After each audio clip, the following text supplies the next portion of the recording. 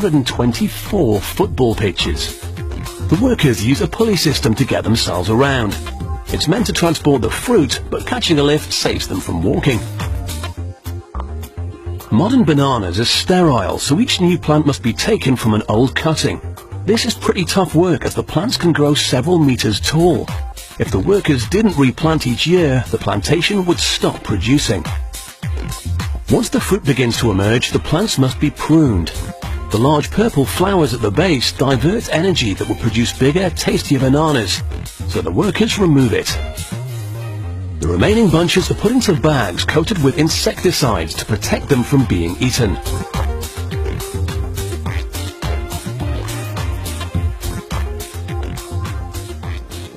To keep the insects at bay, the crops are also sprayed, but not by an aeroplane. They use a high-tech chopper, which is more agile. It's controlled by satellite technology, which stops local workers being covered with pesticides in their own homes. These bananas have a radius of 3 centimeters, and although they're not ripe yet, now is the perfect time to collect them. When the fruit has reached this ideal size, these guys have the job of preparing them for the packing plant. Their protective bags are removed and foam inserts are placed between the bunches. If the fruit have even the tiniest bruises, UK customers leave them on the shelf, so they're protected right from the start. Enormous bunches are loaded onto the pulley system and join a long traffic jam of other fruit heading for the processing plant.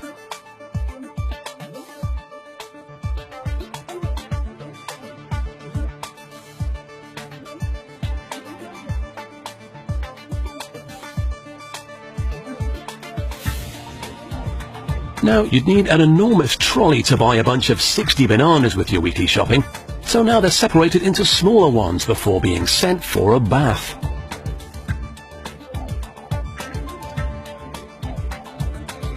Tough EU laws legislate for bananas' size, shape and even their curve, so the workers must be sure there are no slip-ups with any fruit that aren't up to scratch.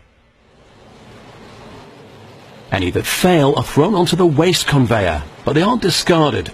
They'll be used to feed local livestock or sent to be processed into baby food. The remaining bananas are then sent off for another bath, which kills off any spiders who may be trying to hitch a ride to a supermarket near you.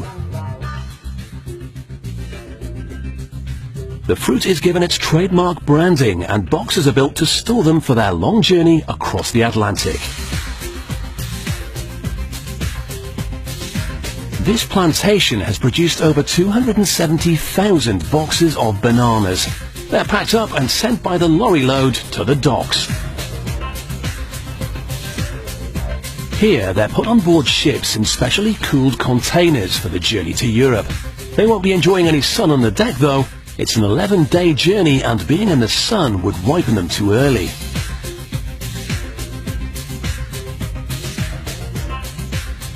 When they're finally unloaded, the bananas are still green. This means they can be stored until the shops need them. They're stacked in sealed ripening rooms. When the stores need them, these rooms will be flooded with ethylene gas.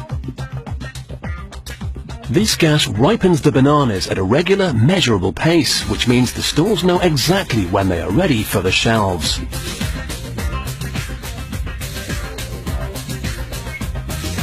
So, from the exotic fields of a Costa Rican plantation to the supermarket trolley in the UK, the Brits are certainly bananas about their bananas.